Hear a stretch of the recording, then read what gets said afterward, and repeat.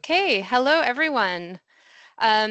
Please take a moment to introduce yourselves in the chat and welcome to this discussion, Lessons from Brazil, Carbon Credits and Livestock, co-hosted by the University of Edinburgh's Global Academy of Agriculture and Food Systems, the Livestock Data for Decision Network, LD4D, and the Center for Tropical Livestock Genetics and Health.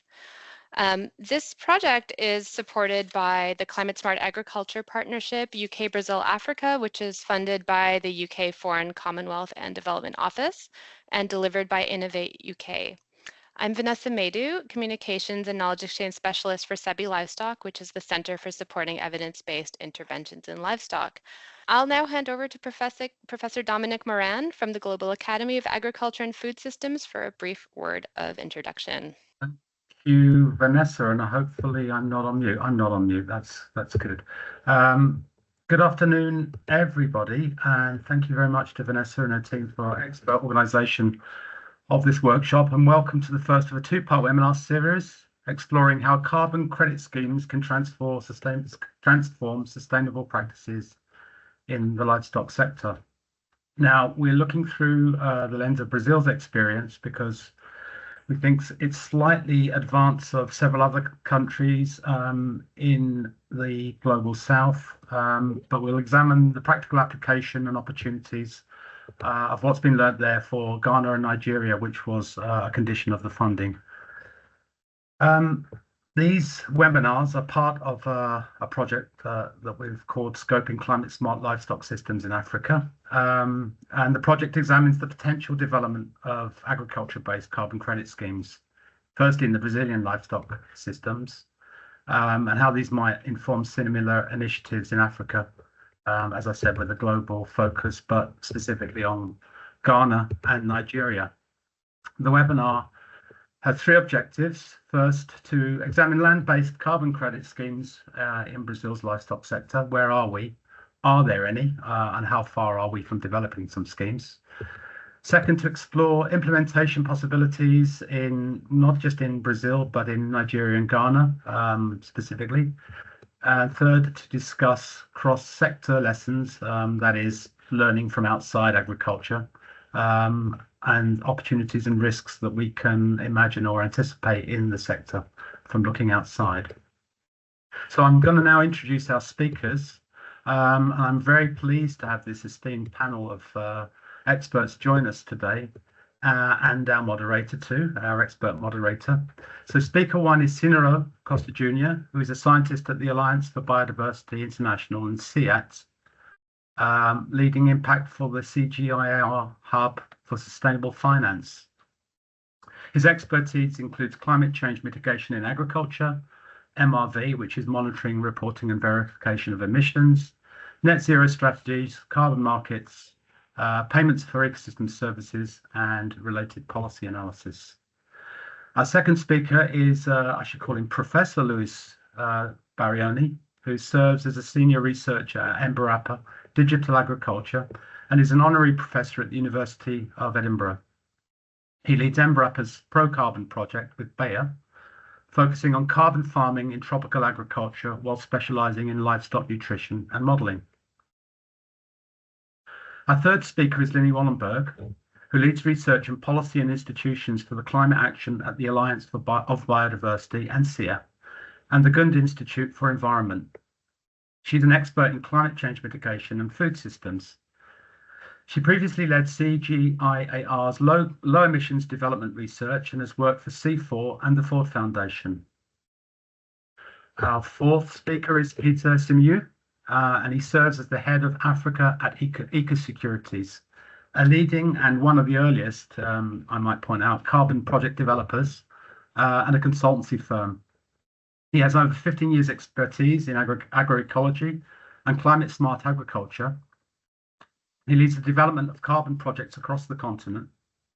Ecosecurities offers comprehensive project development services and strategic advisory support to governments and stakeholders on Article 6 regulations. Finally, our moderator, Knut, Lakså, is head of programs at Futures Horizons Institute, and he brings over 20 years of experience in sustainable development and climate finance across 3 continents. He's a former Norwegian government advisor, and he now focuses on sustainable cattle production and bioeconomy investments in Brazil. So, without further ado, I'll hand over to Knut to kick off our discussions.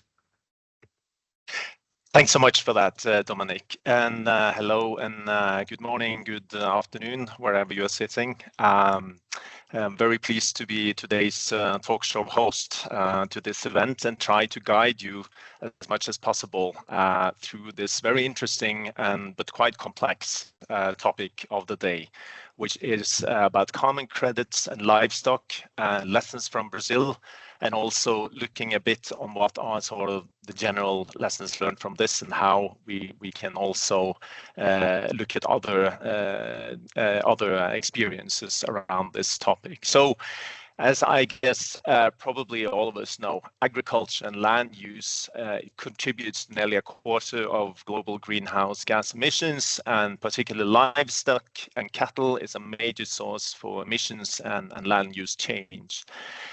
Meanwhile, or at the same time, the demand for deforestation-free or low-carbon supply chains is increasing, and this is driven by a number of initiatives like the EU deforestation regulation and corporate commitments to net zero. So a very crucial question is really how carbon markets can help shift the livestock sector towards sustainability or a more sustainable pathway. So the topic of today, in today's discussion, we'll explore more on this and kicking out with lessons learned from Brazil. And with no further ado, I will leave the word to today's keynote speaker, Ciniro Costa Jr., who will then set the stage and presenting experiences from Brazil on land-based carbon credit schemes and how it may be applied to livestock systems.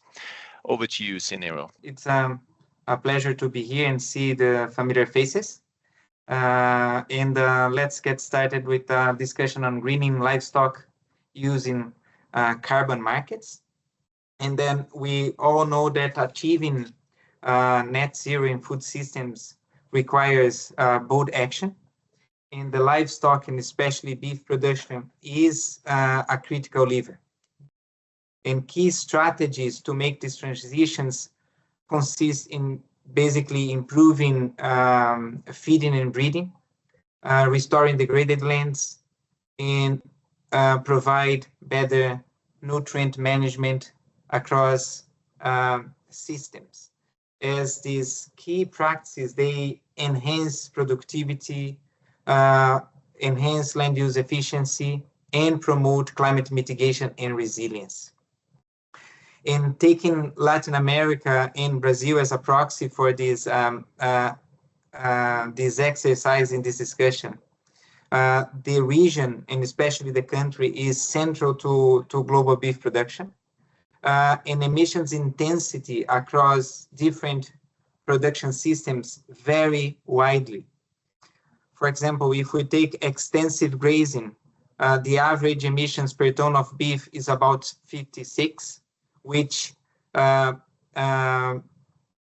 suggests low productivity, high land use. If you move to more intensified systems, you can reduce drastically these emissions intensity to about 15 tons of CO2 per ton of beef production, which informs a more improved system with better pasture management, better animal management, showing that if we take that demand or beef demand is growing, that by 2025 we expect a 40% increase, this pasture intensification movement can cut emissions per unit of beef by 40%. And at the aggregated level, total livestock emissions can be reduced by 20% while we sustain production increase. So it shows that pasture intensification is key for decarbonizing food systems and decarbonizing livestock and beef production as we move on. And transitioning to these low emission systems requires investment. This is costly, and it remains a barrier for many producers. And then climate finance in this aspect, including carbon markets, can help de-risk investments. And we have made some researches and calculations that show that for every dollar that we are able to invest via climate finance, up to 5% of the pasture restoration costs can actually be offset. And this aspect is important for us to understand how important climate finance is to support this transition. And Brazil has made real advancements when it comes to carbon markets. It introduced last year the Brazilian Greenhouse Gas Emissions Trading Systems, or SBCE. Although agriculture remains outside this mandatory emissions gap, livestock production systems or livestock producers, they are actually engaging in voluntary carbon markets, and it can support down the road to bridge this gap between the voluntary and compliance markets. We already have several livestock-related methodologies in the voluntary carbon markets. These are robust frameworks that can ensure that emission reductions go beyond business as usual, and they use different ranges of monitoring systems. They already incorporate direct measurements, modeling, and also satellite-based tracking. Despite this potential that or the opportunity that livestock system or the livestock sector has in voluntary carbon markets, the participation is still low. As of February 2025, we only have 10 projects that involve livestock, direct or indirectly, under the Vera standard, which is one of the major standard setters in this space, but we have no credits issued to date. On the other hand, these projects, if they are implemented in full, they could cover about 2% of the Brazil's egg emissions, which is significant. And it also shows that there is room for expansion. So you have basically 10 projects. Some of them are very ambitious. They can cover 2% of Brazil's emissions. So this is ambitious and at the same time significant. So huge potential to scale. And in this context, I would like to point out basically what are well, if I can step back a bit further, there are many barriers that we need to overcome in order to scale this type of projects in the country and in Latin America overall. But here I would like to focus on three major aspects that I really believe that if we work them out, we will be able to scale voluntary carbon markets in the country. And these are related to, one is related to a methodological issue, one is on finance, and one is on policy. So if we work the one related to the methodologies, a fundamental limitation that we have in existing VCN methodologies is their reliance on area-based emissions reduction. And in Brazil, for example, when pasture restoration takes place, it can initially lead to short-term increases in farm-level emissions, basically because of the use of farming inputs that before was inexistent. But at a regional level, the adoption of improved pasture systems leads to a net reduction in emissions. as land productivity increases. And in order to create a fair and, say, scalable carbon crediting system under this type of methodologies, it would be desirable to adopt emissions intensity-based approach. And then for that, we need to establish standardized jurisdictional baselines. And these regional benchmarks can provide scientifically sound and transparent reference point against which farmer level improvements can be measured. So this create carbon crediting that is credible, I would say more democratic and aligned to broader climate objectives. So that's the methodological part I would like to cover here. When it comes to the market point of view, we also need to understand that VCM, they are not suitable for our projects.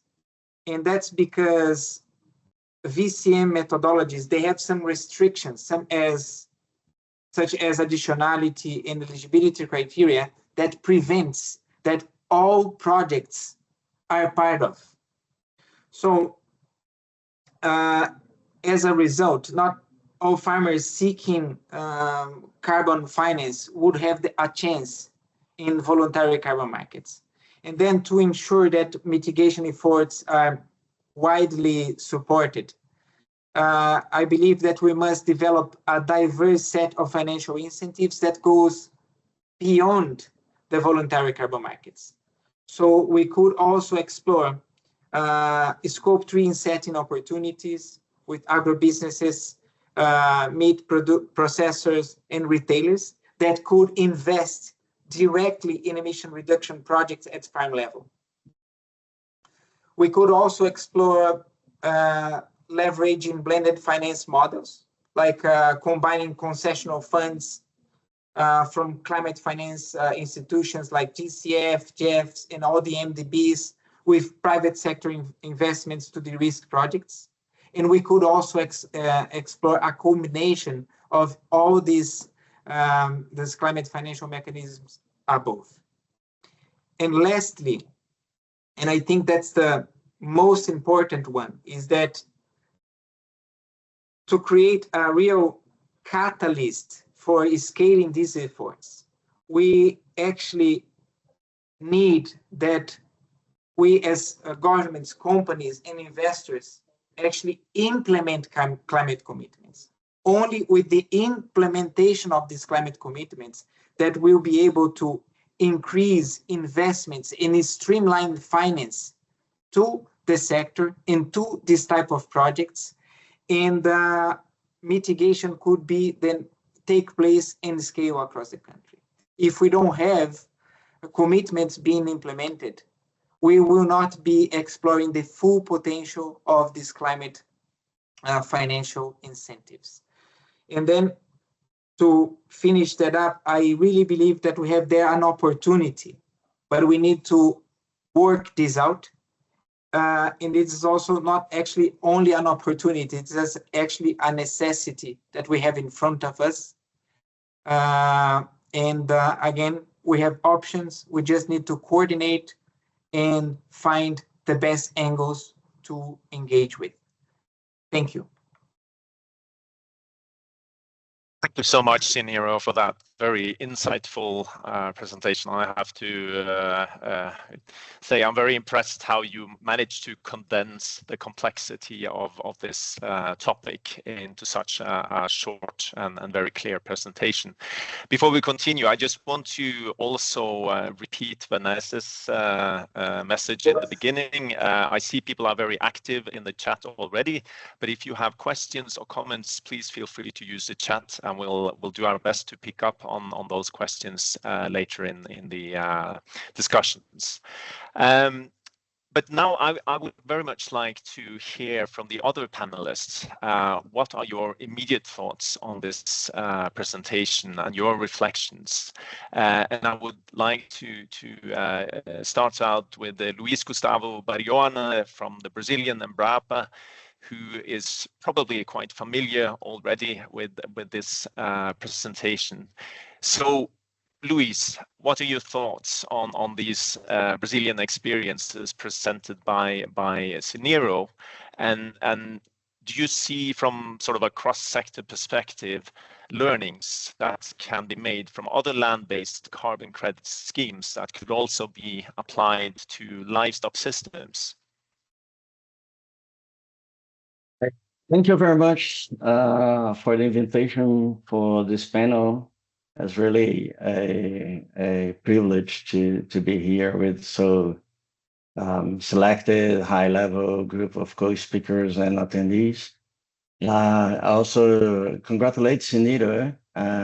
We've worked together before, and for the impressive report and keynote speech. I think we are learning from the experience as this kind of market is built. However, I think there are a few learnings that I can share, like a few thoughts. The first is that the market is basically based on information money transactions. So you have information, you do not transport carbon, you send information, and this information needs to be credible so that the money transaction happens. And so the MMRV information systems, they are crucial for that. And it seems that sometimes we underestimate the effort to get to good information systems in MMRV. And maybe that's because the other markets are much simpler. Like if you look at energy market or transportation market for offsetting of carbon credits. So and so the uncertainties about quantification and leakage can also harm the market. So that's from the perspective of who is buying the credits. It's an important perspective. The second, I think I would say that, well, at least in the Brazilian context, eligibility criteria related to deforestation is quite important, and we have experience with the Brazilian biofuels program, for instance. So we need to have traceability on that, and if the deforestation is not controlled, so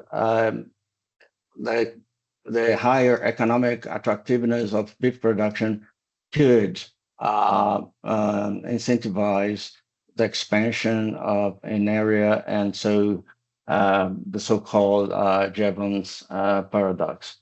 So the third would be the I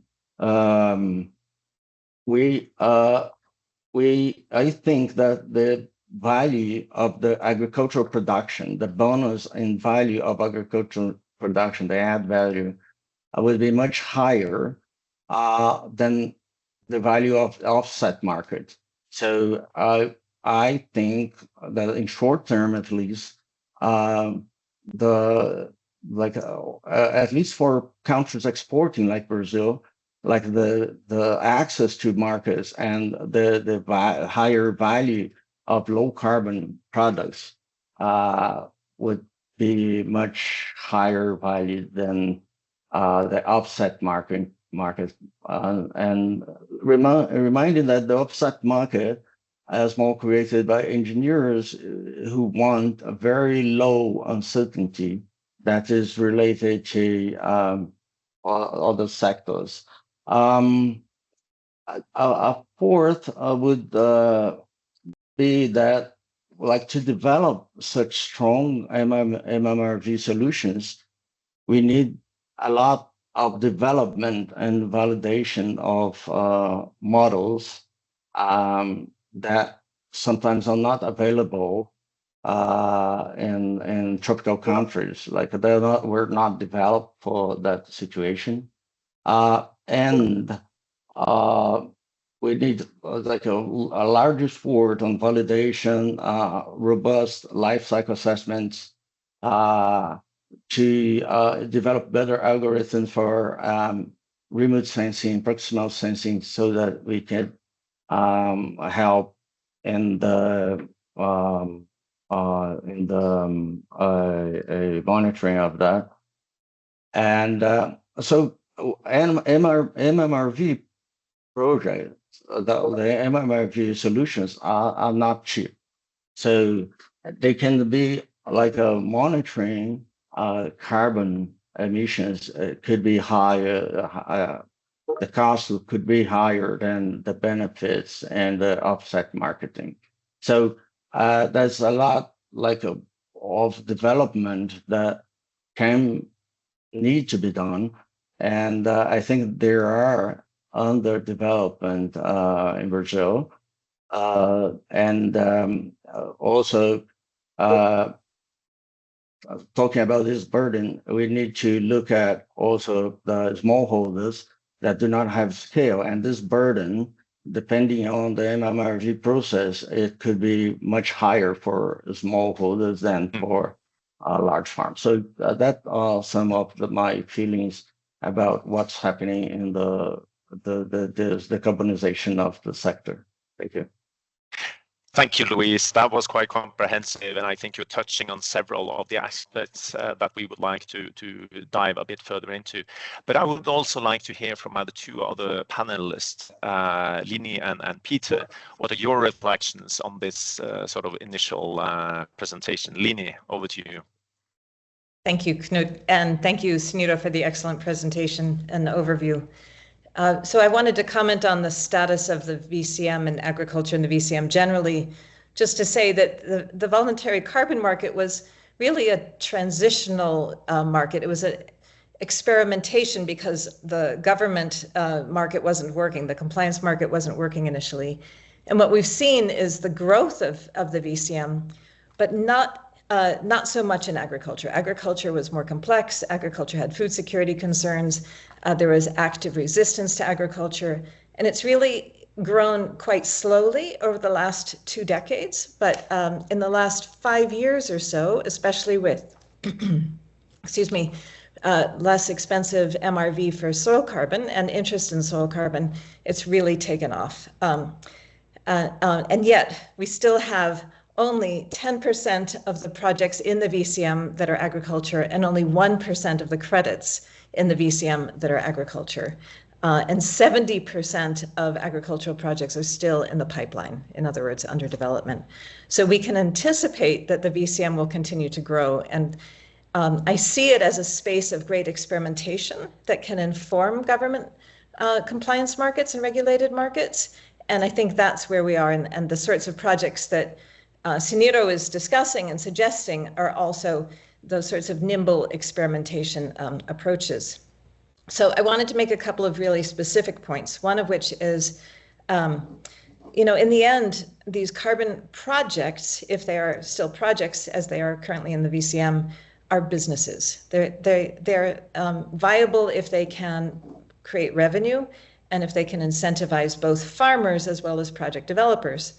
And so one of the great successes I think that we've seen in non-livestock sectors is the ability to achieve scale and basically achieve reduction in cost by virtue of scale. There's a very interesting project called the Brazil Precision Agriculture Project. It is under BCS, Project 4896, if you want to look it up. They're working in 14 states in Brazil, trying to generate 15 billion trying to work across 15 billion hectares. And what's really interesting is they're connecting networks of soil carbon labs together with John Deere machinery salespeople, together with big data analytics. And by virtue of having field sensors, they're able to generate, and also using remote sensing and modeling, they're able to generate big data. And then they use AI to model both the agronomic and the carbon credit information, which they can feed back to farmers. So farmers have an incentive to improve the agronomy and the productivity, but also at the same time, they're able to optimize for their carbon credits. What's really beautiful about this is because of that scale and the types of partnerships, they reduce the costs dramatically of MRV. And I think they reach almost what I would call a tipping point nationally for there to be just that much more information available for other farmers to also reduce their emissions. And I should say their participants are organized through a large carbon co-op, which is also rather innovative. So we're seeing this big data model being used in the US with a group called Arva Intelligence, also on agricultural cropland primarily. We're seeing a version of this being adopted by Bumitra, which is working largely with smallholder farmers in places like Mexico and East Africa. And they're also trying to achieve what they call gigaton scale impacts. They're working, for example, in northern Mexico on 800,000 hectares with 30,000 farmers. So these really large projects. And another example would be the Northern Rangeland Trust, also working with this model of using remote sensing to reduce costs and generating models for better estimation. And in their case, they're working with pastoralists on 2 million hectares with 16,000 herders and 13 different communal conservancies. So really different operational models, but underlying all of these is the assumption of working at large scales. And we're seeing this as a trend in the VCM generally, both for, I would say, grasslands and sustainable agriculture, namely soil carbon in cropland systems. I think the other main point that I want to make is that to attract farmers, we're seeing that the bundling, this goes hand in hand with what one of Ciniro's points, the bundling of MRV together with finance and technical assistance on one platform through one organization, for example, makes it much easier for farmers themselves to reduce their transaction costs and creates entry to the market. What we haven't seen is successful bundling at scale. These tend to be very niche, and right now the only model that I know of for this that has worked fairly well is Indigo Agriculture, and they've restricted their activities primarily to the US and obviously not in livestock. The big challenge for livestock is the reduction of methane, and not just in the pasture with soil carbon sequestration, and the options that we have right now for methane reduction are quite expensive. Brazil has been a leader in low and middle income countries in trialing Bovaer, 3-NOP, and other feed additives. So it remains to be seen what other techniques we can use that are technical options for mitigation. Thank you. Thanks so much, Lini. And I think you also touched on various topics like MRV and the markets and also the participation in these credit schemes, carbon schemes. And we will pick up a bit and try to delve a bit further into the details. But before doing so, last but not least, Peter, could you please also provide sort of overall reflections on this keynote speech from Ciniro? Yes, so thank you so much, Lakså. It was a great presentation from Ciniro and as well as the comments from my fellow panelists. Basically, what we have observed in Africa is that, and especially, Ghana, countries like Ghana, Nigeria, as well as Kenya and Zambia, is that it's almost a similar scenario with Latin America, whereby we face a lot of significant challenges when it comes to mobilizing climate finance, and especially related to livestock, as well as the normal agricultural carbon projects. So when you look at some of the impacts that have necessitated the lack of access to carbon finance in this country, Africa, there is a lot of there's a lot of lack of insurance in terms of trying to de-risk when it comes to climate investments in livestock carbon projects. So one of the ways that as Ecosecurities, we're trying to see how we can be able to look at agricultural projects as well as livestock projects all over Africa is to see how we can be able to utilize blended financing mechanisms so that we can be able to utilize, those mechanisms to be able to mitigate and the perceived risks associated with the livestock carbon project, as well as trying to combine public and private funding so that these mechanisms can be able to enhance the bankability of projects. And for instance, when we look at the Africa Carbon Markets Initiative, the ACMI, which has been proposing the expanding of the financing mechanism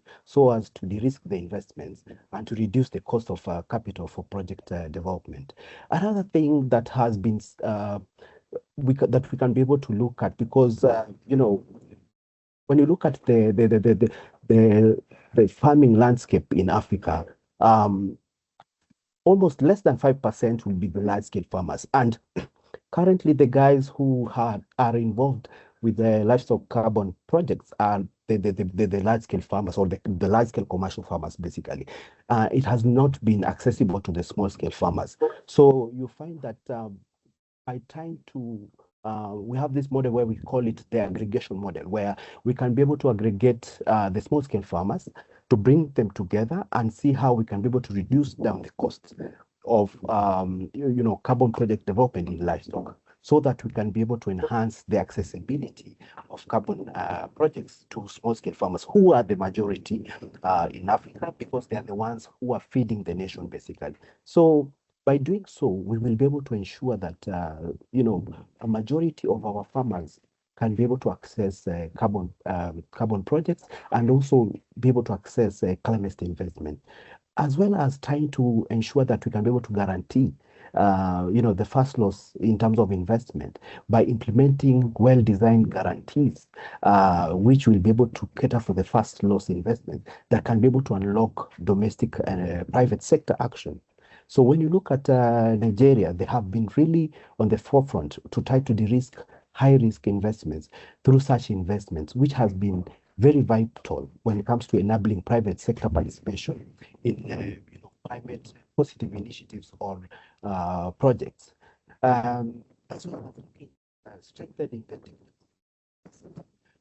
for sustainable livestock transition, because when apart from, we have this, the international organizations, which are, based in various countries around Africa, such as Kenya, as well as Ghana, South Africa, where they are the ones that have been leading in terms of research. But when we look at in Africa, we as much as we have learned people, but we do not have that capacity in terms of knowledge, whereby we need this knowledge to come back home. When you look at the methodologies that have been developed, most of these methodologies have been developed from the West side. We also want something that will be developed from within the South, the global South, where it will be able to, be able to touch on the lives of the global South people, African people, being done by the people who understand what is happening in Africa, because they are the ones that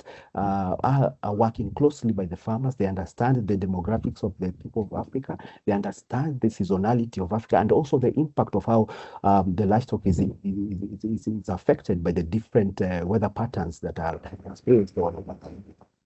So I have to stop there because, sorry, there's some noise that's coming out, but yeah, we will be able to continue, because I need to move. There's some noise. Thanks so much for that, Peter. And I think your reflections just serve to demonstrate the complexity of this topic. But I would like now for us to sort of return a bit to Brazil and to understand a bit more detailed about the experiences from Brazil.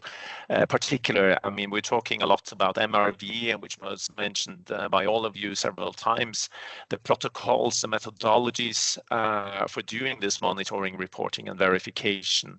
And I would like to start out with Luis, followed by Ciniro, to tell us a little bit about how have these protocols been developed, who's involved, what you see have shown most promise, and also pick up a bit on what Lini mentioned about big data and AI, which potentially could, maybe, be an additional element into MRV systems.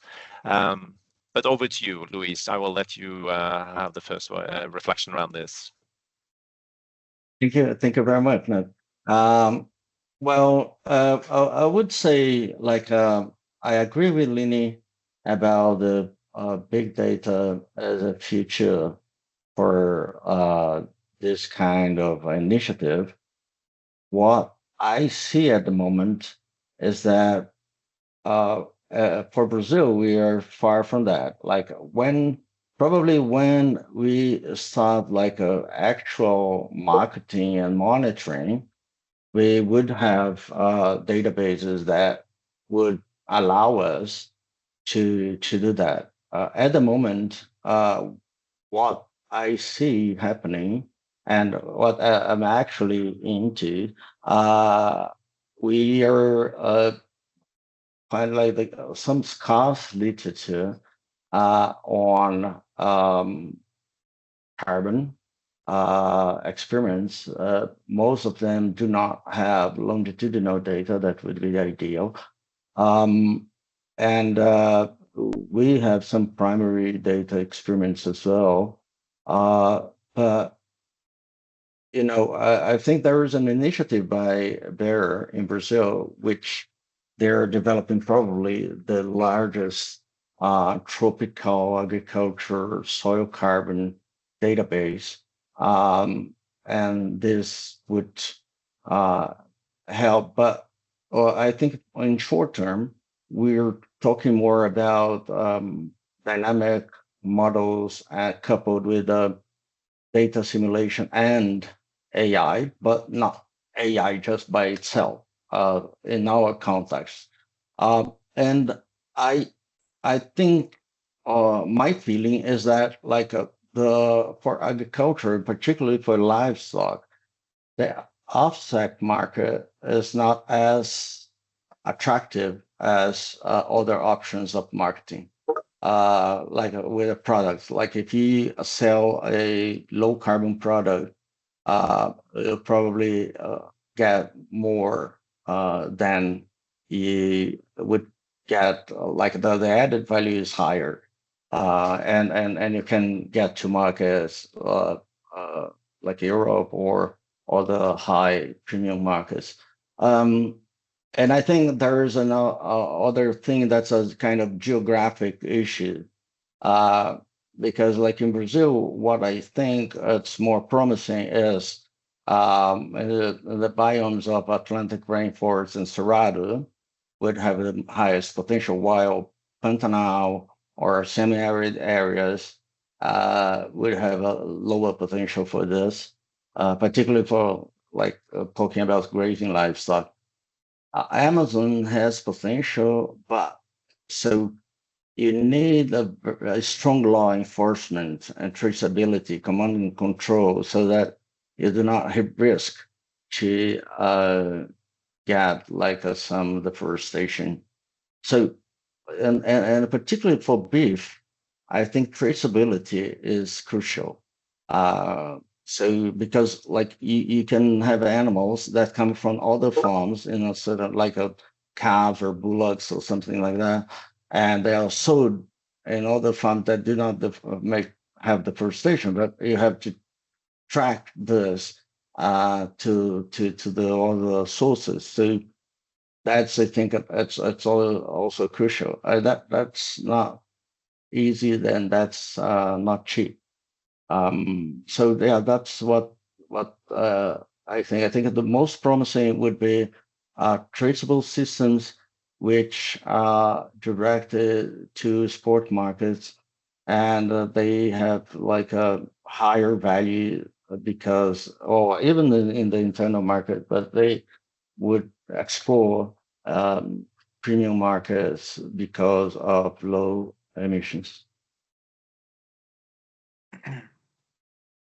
Thanks for that, Luis. And how about you, Ciniro? Well, what is your thinking about areas that show most potential and MRV methodologies? Yeah, this point on methodologies is very interesting. Of course, we need them. It's a fundamental part of this story.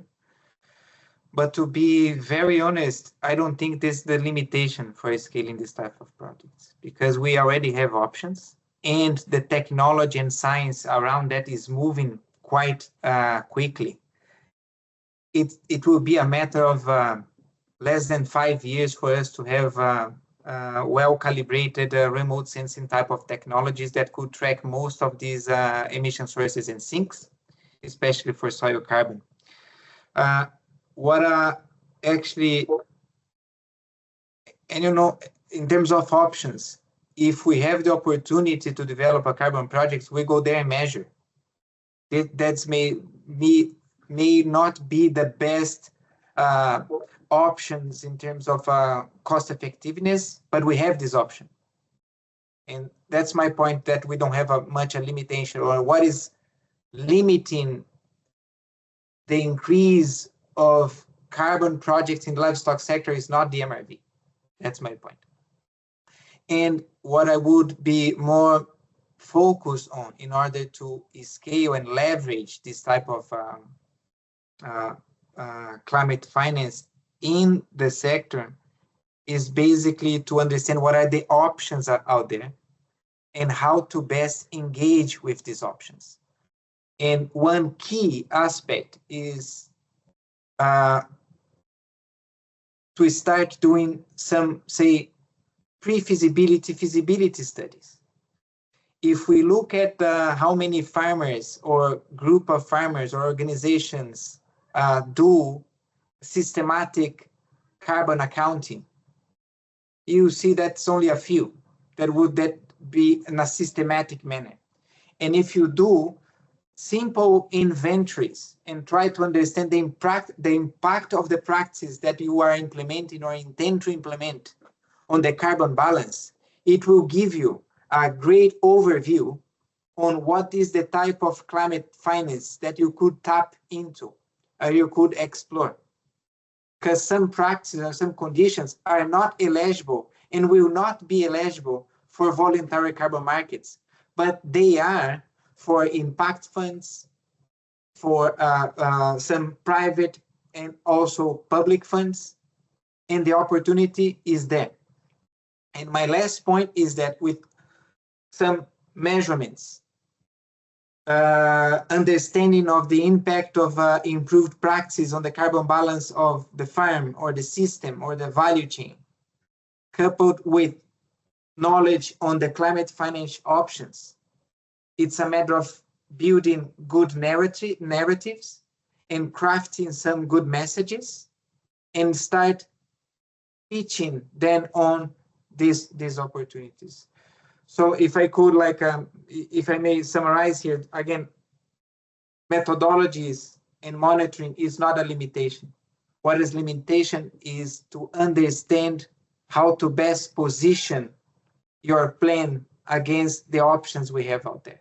And do not focus only in voluntary carbon markets, because this market is not for everybody. It's only for, I would say, a niche of conditions out there. How about you, Lini? Would you agree to these sort of statements that it's not necessarily the methodologies that are the limitations, but rather the marketing? Yeah, I think it's actually much broader than even that. I think it's both the demand from the companies, as Luis Gustavo was saying. The question companies are facing right now is, do they want to engage in the transaction costs to engage in the offset market if they're not required to by regulation, or do they just want to sell low carbon products? And we can also already see companies like Marfrig and JBS going the low carbon product route, or at least preparing to do so. So, in the end, a lot of this will be driven by whether there's a continuing demand in the VCM and whether companies have to do this kind of accounting or any kind of reduction of their emissions. And then on the farmer side, I think Ciniro was somewhat alluding to this, is that we need to consider what kinds of options are available to farmers that they can afford and that they can be incentivized to adopt. And here we see actually probably more incentives for farmers to intensify, even though it reduces their emissions per ton of beef. Intensification can also increase the overall emissions, and that gets at maybe a point of I think debate with Ciniro, which would be, are emission intensity methodologies indeed the way to go? That's a bit of a side point that we could discuss at another time. But overall, I think it is better MRV certainly helps in reducing the costs, but it's a much bigger picture as to the future of the VCM based on both the demand and the incentives that farmers will have. What are your reflections on this?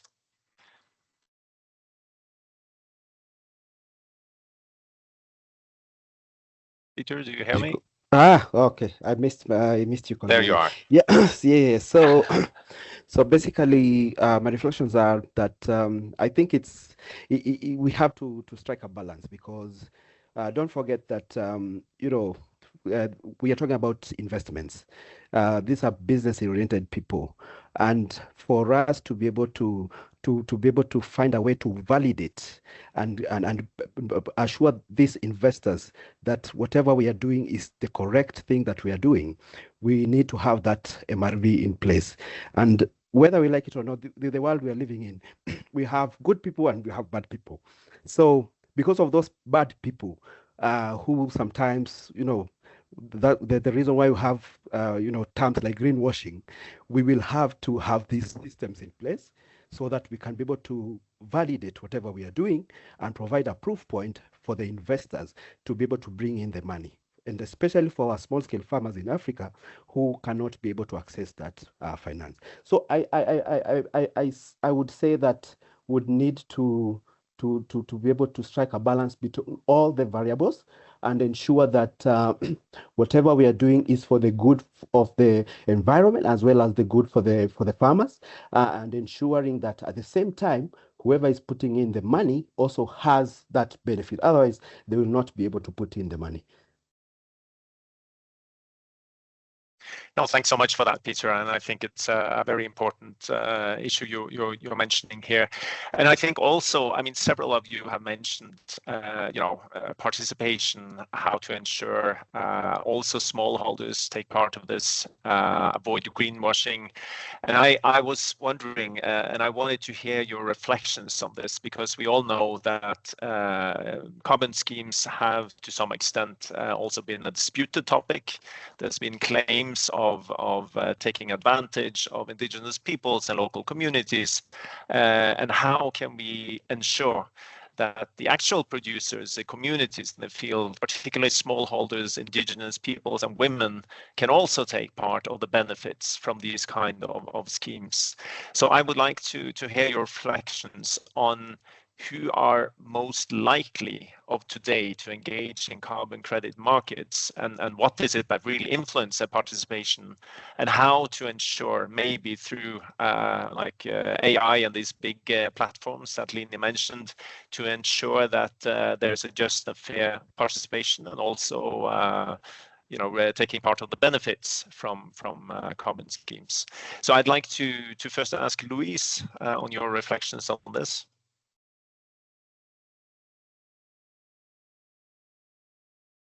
Okay, thank you. You're on. Can you hear me?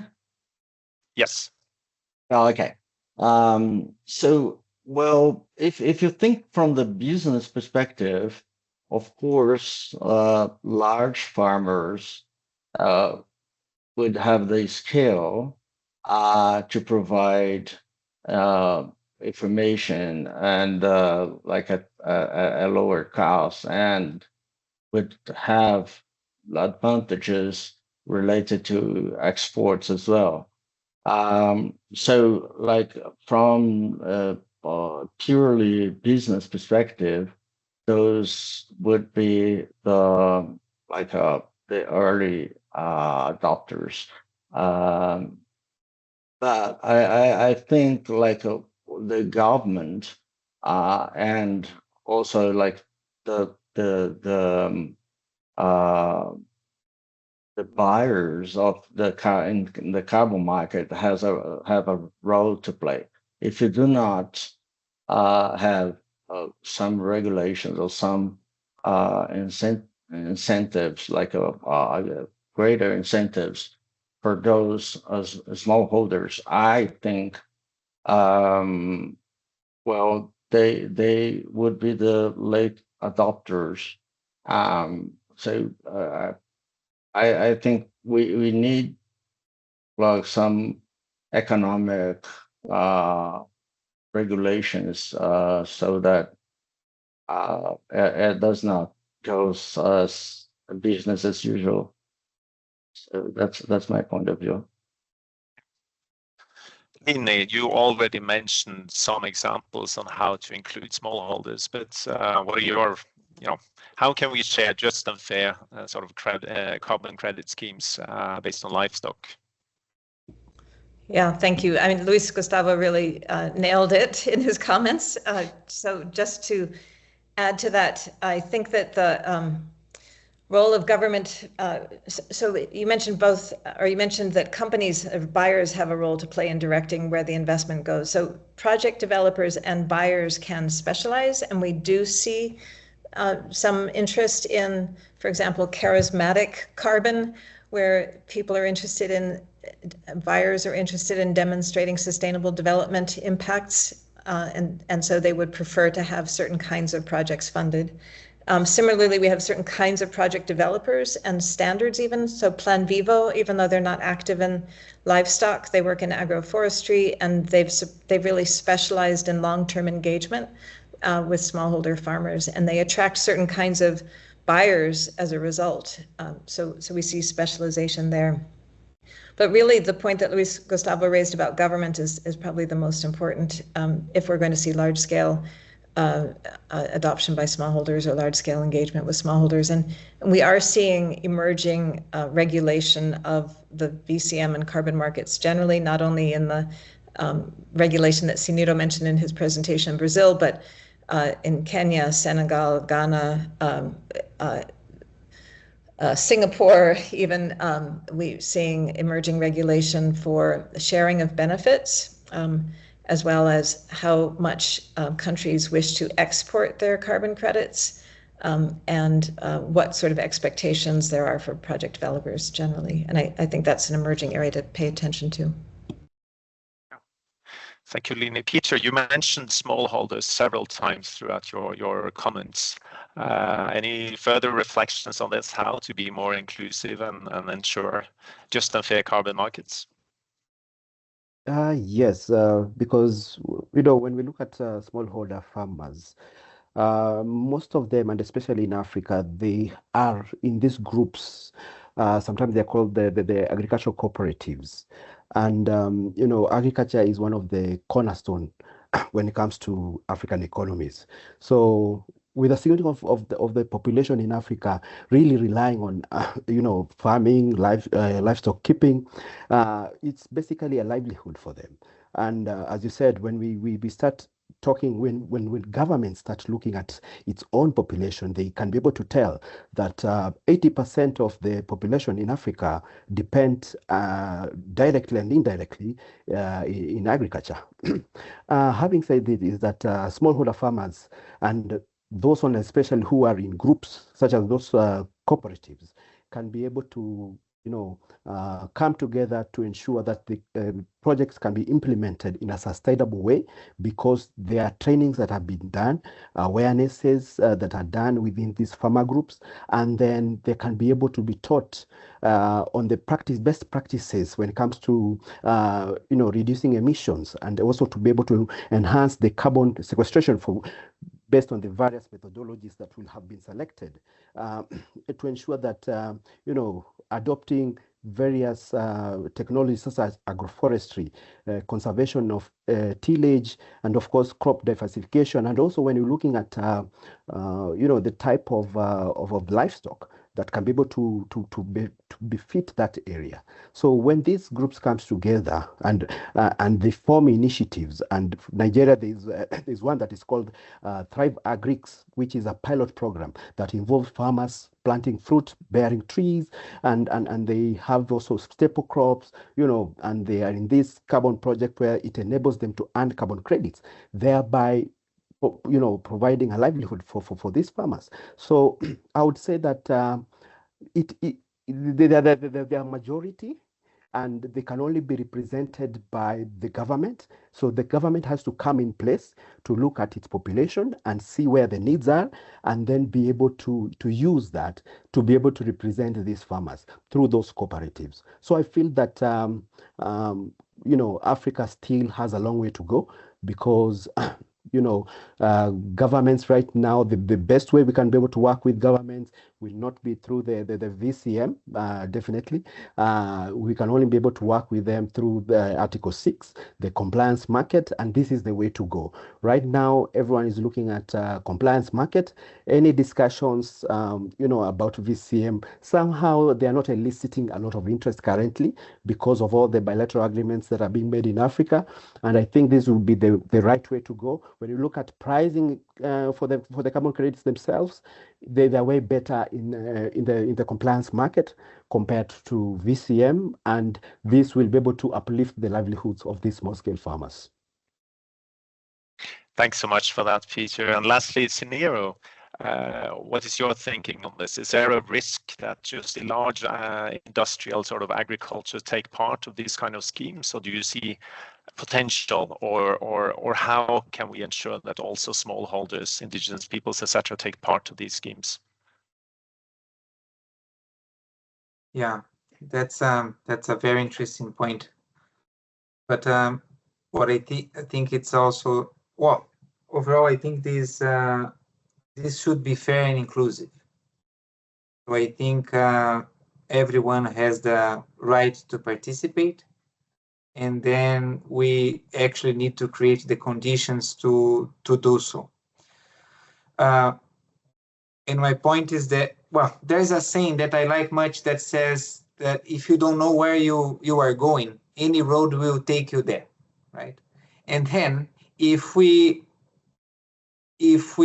are targeting the need for reducing emissions or meet net zero condition to avoid drastic climate change, we'll have a common goal. And then we will understand that we actually need everybody involved to meet that goal. And then if we zoom in the livestock sector, we cannot forget that the smallholder in this case is a very important piece. It is not disconnected. So the point is, again, if we focus on reducing emissions and decarbonizing this value chain, and we analyze this value chain, we will see that large holders and small holders, they have a connection. They have a connection. They are not detached. And then once we have this understanding and everybody's on the same page for the same goal, we will create an inclusive agenda.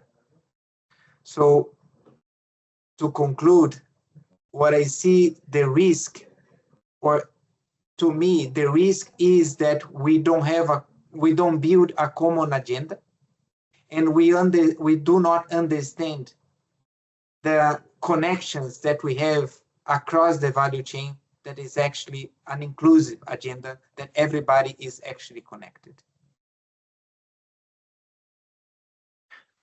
Oh, thanks so much for that, Ciniro. I wanted us to turn a bit. Many of you have already mentioned the market, and of course the buyer of these credits. The actual revenue generated through this credit is absolutely key in order to support the livestock sector. And there are these government regulated systems, and there is the VCM, the voluntary carbon market. And I wanted to hear a bit from Luis and Ciniro to begin with, based on, again, experiences from Brazil. Who are these buyers of land-based and livestock-related carbon credits? Ciniro, you already showed us a list of projects which has not issued yet any credits so far. But could you also then reflect a bit if there are, limited buyers, limited demand as of now? What is required in the future in terms of creating this demand, developing the market? What kind of market shifts, policy interventions will be important in terms of ensuring the scalability to the extent we want to see from this market? Luis, I leave the word to you first. Okay, thank you very much. Okay, I think from a general perspective, I see the energy industry and particularly petrol industry in Brazil as some buyers. Also, what we can see is that the big techs, they are increasingly in the market and interacting with the development of protocols and technologies for this, because with AI, there is a very quick expansion of the data centers and so on. So that requires large quantities of energy, and so they are related to emissions. So the big techs would be a very important buyer of that. And also, I would say that the financial system is also quite engaged on that.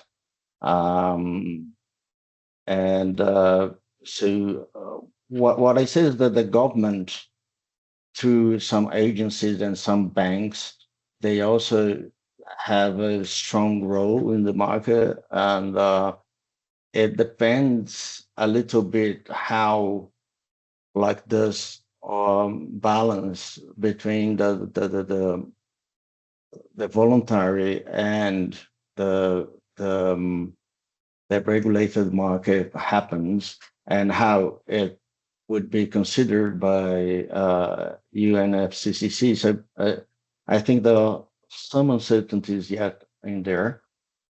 I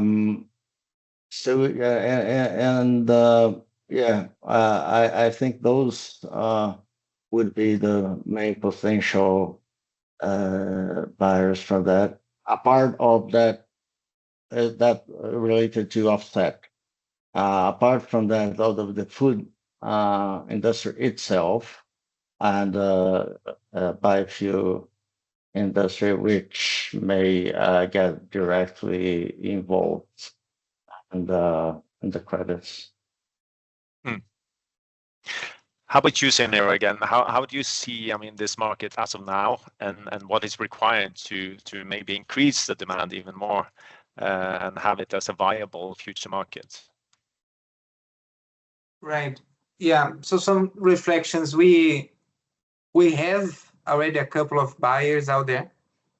Of course, I will not disclose names here, but if today we have a good, incredible project, we can trade these credits.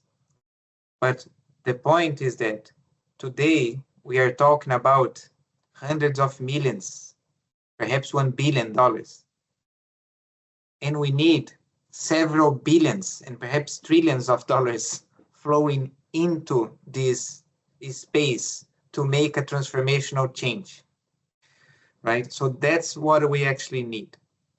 And then I don't think we have realized the potential of the livestock sector in generating credits and the potential of the livestock sector in reducing emissions. We are talking about billions of tons of CO2 equivalents going forward. It's really big. It's the food system with the highest mitigation potential across all others. So one point is that I don't think we have realized as a kind of society and ecosystem the potential. The other point is, overall, I think we are not selling well this value chain to the market. I think we, as society, we need to work out the message and craft better the narratives to communicate that the livestock sector is very important for us.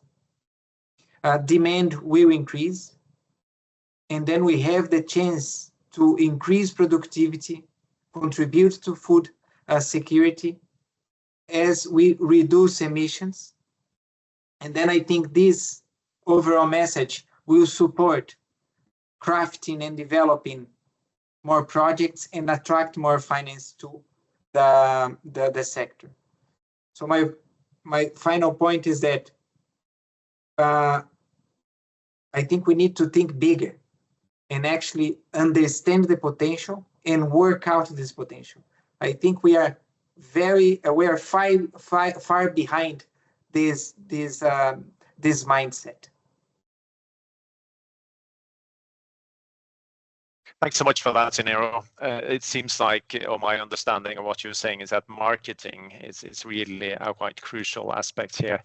Before we continue, I just want to make the audience aware that there is or will be potentially a small poll popping up on your screen. So please feel free to fill in on it with some questions relating to how you see main lessons from Brazil and how you see potentially these kind of credit schemes have a role for the livestock sector.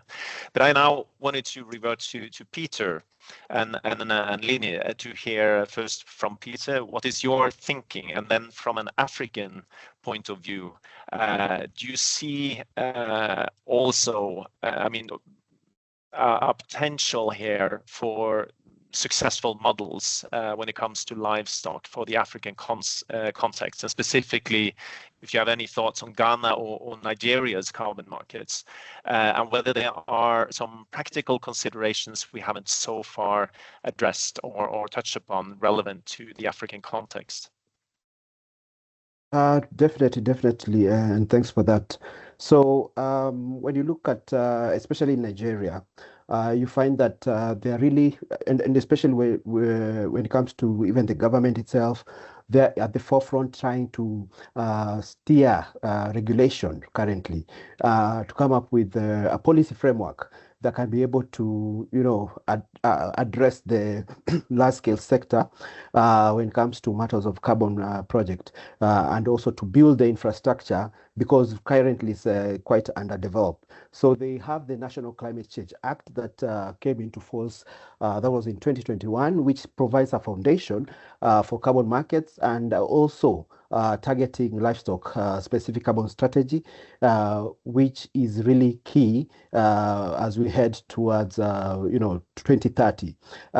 This was initially missing from the Act, but currently they're trying to see how they can be able to incorporate the Livestock Act within the National Climate Change Act. Also, Nigeria has really been at the forefront when it comes to piloting carbon projects related to agriculture, agroforestry, and this also gives us hope that also livestock will be part of this in the coming few months through different initiatives. And through this, it can also, whenever we talk about agriculture, it means that there is always an opportunity to include livestock integration into these pilots. And it means that should Nigeria be able to realize this act, especially in 2025, because currently they're in discussion, and this should be released probably in the next coming few weeks. This will be able to fast track, when it comes fast track the carbon projects when it comes to livestock carbon credits, and also when it comes to engaging with the private sector to enable funding for methane reduction pilots. When we look at Ghana, Ghana is quite advanced. It's actually an emerging leader when it comes to Africa in carbon markets regulation, and it's quite the market is quite structured. And through the Ghana Carbon Market Office, which is the CMO, it has really signed several bilateral agreements with different countries through Article 6, which has allowed it to expand to livestock carbon projects. And then Ghana itself has been able to be at the forefront when it comes to scaling regenerative grazing projects and also soil carbon sequestration in cattle livestock raising and in different regions of Ghana. So I would say that Ghana, compared with Nigeria currently is just trying to come up with a policy framework that will be inclusive with the livestock. But for Ghana, they're quite advanced. It's already in place, and they have already integrated the livestock carbon projects in their Article 6 agreements, which really is, can be able to be recognized internationally when it comes to methane reduction initiatives. So I would say we are on the right step. Ghana taking the lead, the whole of Africa, Nigeria and other countries also, trying to step in, looking at what they can be able to do, because as I said before, this is where the bread and butter of Africa lies. Well, thank you, Peter. That sounds really, really promising and exciting. Please keep us posted on what happens further down the road. Lini, what are your reflections on what have been said so far? And if you sort of think a bit ahead, what is required to bring us to the scale really required for these kind of schemes? Thank you. I agree with Ciniro that the demand is out there. That being said, a few more things could be done. First, being able to sell credits in large volumes would make it possible to tap the demand from big tech and the petroleum industry, which are interested not in niche projects so much as in these large volumes. So that's one point. There's also demand out there for reductions, in other words, carbon sequestration. And so including pasture and silvopastoral carbon sequestration is going to be important. And then we haven't really discussed this much, but having high integrity carbon credits. If the market cannot sustain the credibility of the carbon credit, then it's dead, or at least it will become very diluted, and the types of buyers, as Peter was saying, we'll probably shift to a lot of bad actors. And so being able to have the kind of MRV that is defensible and avoid some of the problems that have plagued RED in the last 2 or 3 years and the VCM generally will be important. And I think that integrity is both on the supply side, in the livestock systems, but also on the company side. So there are standards now from the VCMI and the ICVCM that are trying to elevate the integrity of both carbon credits and how companies use them. And then to the extent that we support net zero targets, either civil society pressure and investors pressure companies, or there becomes actual regulation around net zero targets, and whether Scope 3 emissions are included in those targets is an absolute driver of company demand. And finally, another elephant in the room has been that livestock, and sustainable development have been, I think, a challenge for many investors because of the reputational risk associated with livestock having environmental externalities. And so, in order to support demand, being able to accompany not just carbon credit generation, but really sustainable development, going back to Ciniro's fundamental point, will be absolutely essential if the market is to advance. Thanks so much for those reflections, Lini. We would like for this last part of the webinar to turn to some of the questions from the chat. And I have not been able to follow everything that has been posted there. So I fortunately have our colleague Ana Miranda, who has been following and trying to systemize a little bit all the questions and comments.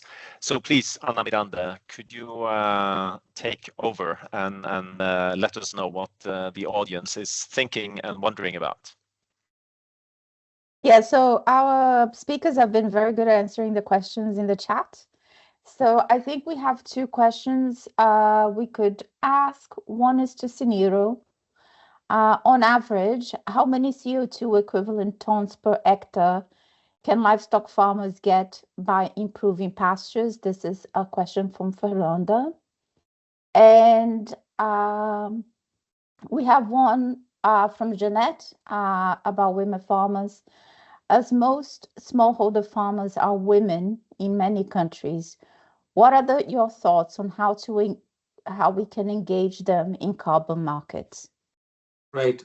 So as I had in my presentation, and that's an article that we have just submitted for publication. So in Latin America, we have an average of 40 kilogram of CO2 per kilogram of meat produced. You have more improved or intensified based production systems that emit on average about 25.